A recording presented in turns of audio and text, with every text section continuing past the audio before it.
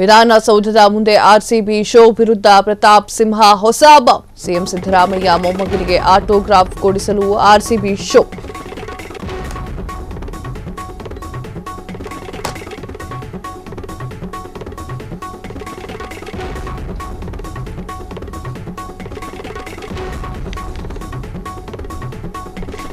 RCB ವಿಜಯೋತ್ಸವ rally ಯೋಜನೆಯ ಬಗ್ಗೆ ಪ್ರತಾಪ್ ಗಂಭೀರ ಆರೋಪ. ಸರ್ಕಾರದ ಬೇಜವಾಬ್ದಾರಿಯ ಸಂಭ್ರಮಾಚರಣೆ ಈಗ ಶೋಕಾಚರಣೆಯಾಗಿದೆ. ಸಿದ್ದು ಕೇವಲ ಒರಟು ವ್ಯಕ್ತಿಯಲ್ಲ, ಸಂವೇದನೆ ಇಲ್ಲದ ನಿರ್ಭಾವುಕ ಮನುಷ್ಯ ಅಂತ ಹೇಳಿರುವಂತಹ ಪ್ರತಾಪ್ ಸಿಂಹ. ಸಿದ್ದು ಮೊಮ್ಮಗ, ಸಚಿವರ ಮಕ್ಕಳು, ಅಧಿಕಾರಿಯ ಮಕ್ಕಳ ಸೆಲ್ಫಿಗಾಗಿ ನಡೆದಿರುವಂತಹ ಕಾರ್ಯಕ್ರಮ. ಆದಿತ್ಯನಾಥ್ಗೆ ಭದ್ರತೆಯ ಪಾಠವನ್ನ ಮಾಡಿದ್ದಂತಹ ಸಂತೋಷ್ ಲಾಡ್ ಪ್ರಿಯಾಂಕ್ ಖರ್ಗೆ ಗೆಲ್ಲೋದ್ರು. ರಾಜ್ಯ ಸರ್ಕಾರವಾದ್ರೂ 60,000 ಜನರನ್ನ ನಿಭಾಯಿಸಲು ಆಗ್ತಾ ಇಲ್ಲ. ಆರ್ಸಿಬಿ ಗೆಲುವಿನ ಪ್ರಚಾರ ಪಡೆಯಲು ಕಾಂಗ್ರೆಸ್ ಸರ್ಕಾರ ಜನರನ್ನ ಬಲಿ ಕೊಟ್ಟಿದೆ. ಕಾಂಗ್ರೆಸ್ ಸರ್ಕಾರದ ವಿರುದ್ಧ ಮಾಜಿ ಸಂಸದ ಪ್ರತಾಪ್ ಸಿಂಹ ವಾಗ್ದಾಳಿಯನ್ನ ನಡೆಸಿದ್ದಾರೆ.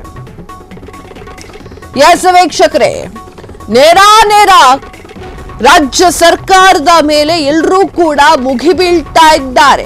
ವಿರೋಧ ಪಕ್ಷದವರಾಗಿರುವಂತಹ ಬಿಜೆಪಿ ಪಾರ್ಟಿ, ಅಲ್ಲಿರುವಂತಹ ಎಲ್ಲರೂ ಕೂಡ ನೇರವಾಗಿ 11 ಜನರ ಈ ಒಂದು ಸಾವಿದೆಯಲ್ಲ, ನೇರವಾಗಿ ಕಾಂಗ್ರೆಸ್ ಪಕ್ಷವು ಈ ಒಂದು ಜವಾಬ್ದಾರಿಯನ್ನು ಹೊತ್ತುಕೊಳ್ಬೇಕು ಅಂತ ಹೇಳ್ತಾ ಇದೆ. ಈಗ ಪ್ರತಾಪ್ ಸಿಂಹ ಅವರು ಕೂಡ ಮಾತನಾಡಿದ್ದಾರೆ. ಸಿಎಂ ಸಿದ್ದರಾಮಯ್ಯ ಮೊಮ್ಮಗನಿಗೆ ಆಟೋಗ್ರಾಫ್ ಕೊಡಿಸಲು ಆರ್ಸಿಬಿ ಶೋ ಇದಾಗಿತ್ತು. ಆರ್ಸಿಬಿ ವಿಜಯೋತ್ಸವದ ರ್ಯಾಲಿಯ ಯೋಜನೆಯ ಬಗ್ಗೆ ಪ್ರತಾಪ್ ಸಿಂಹ ಗಂಭೀರವಾಗಿ ಆರೋಪವನ್ನು ಮಾಡಿದ್ದಾರೆ. ಸರ್ಕಾರದ ಬೇಜವಾಬ್ದಾರಿಯ ಸಂಭ್ರಮಾಚರಣೆ ಈಗ ಶೋಕಾಚರಣೆಯಾಗ್ಬಿಟ್ಟಿದೆ. 60,000 ಜನರನ್ನ ನಿಭಾಯಿಸೋಕಾಗ್ಲಿಲ್ವಾ ನಿಮ್ಮ ಹತ್ರ? ಸಿದ್ದು ಮೊಮ್ಮಗ, ಸಚಿವರ ಮಕ್ಕಳು, ಅಧಿಕಾರಿಗಳ ಮಕ್ಕಳ ಸೆಲ್ಫಿಗೆ ನಡೆದಿರುವಂತಹ ಕಾರ್ಯಕ್ರಮನ ಅದು.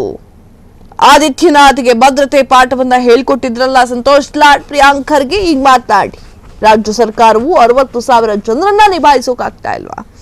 ಆರ್ಸಿಬಿ ಗೆಲುವಿನ ಪ್ರಚಾರವನ್ನ ಪಡೆಯಲು ಕಾಂಗ್ರೆಸ್ ಸರ್ಕಾರ ಜನರನ್ನ ಬಲಿ ಕೊಟ್ಟಿದೆ. ಕಾಂಗ್ರೆಸ್ ಸರ್ಕಾರದ ವಿರುದ್ಧ ಮಾಜಿ ಸಂಸದ ಪ್ರತಾಪ್ ಸಿಂಹ ವಾಗ್ದಾಳಿಯನ್ನು ನಡೆಸಿದ್ದಾರೆ. ಏನ್ ಹೇಳಿದ್ದಾರೆ ನೋಡ್ಕೊಂಡು ಬರೋಣ ಬನ್ನಿ.